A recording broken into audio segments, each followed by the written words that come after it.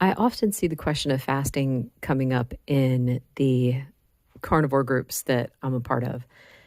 It's funny I say carnivore because I'm not, 100% carnivore. I probably would be considered ketovore, but I really, I just like to fall under the umbrella of low carb. I'm low carb. That's good. But the question of fasting, and I see a lot of people drawing a hard line saying, well, you can't lose weight if you don't fast, or you can't get your blood sugar numbers under control if you don't fast.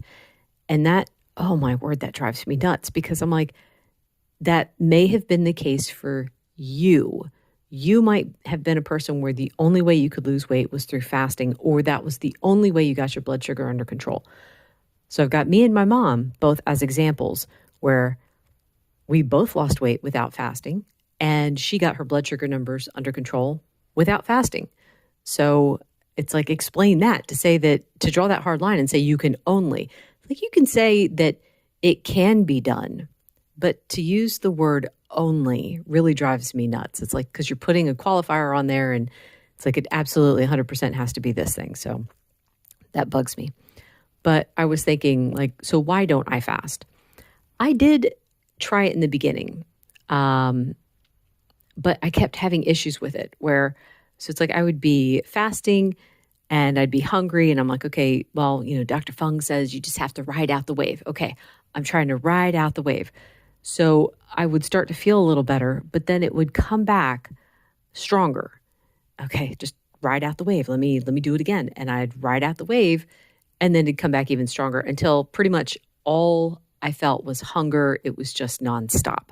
So I'm like, I seem to be one of those people that might be a little bit different in how I perceive it. Because I know there are people who they'll be fine for several hours after they've ridden out the wave. I'm just not one of them.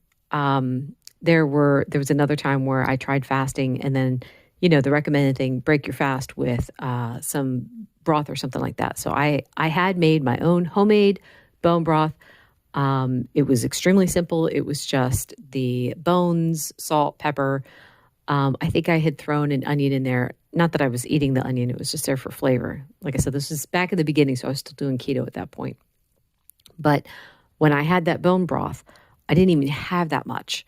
And I got sick to my stomach. And I'm like, dang it. This is not how I want to be doing things.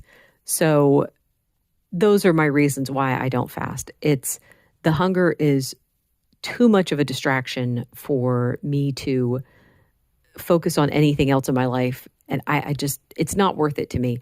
I know the whole idea of the autophagy and it tightening up loose skin and et cetera, et cetera. And yeah, man, if I could do it and stick with it without being angry, because that's part of it too. I get irritated when I'm hungry, especially if it's for an extended period of time. And so for me, I'm going to save fasting for if I need to pray about something, that to me is the time to do it. And I have done that in the past, and it's a different mindset. But to have the mindset of, oh, I need to fast for my body to look better, no, that's going to make me mad, because I'm going to be like, why am I punishing myself just so my body can look better? I can't do it. I can't have that kind of mindset. So anyway, I just wanted to put that out there for those who might be struggling with the same idea. And it's like, don't feel like you have to do it just to lose weight. You can still lose the weight and not fast. You can still get plenty of benefits without the fasting. So that's it for today. Thank you so much for listening. Bye.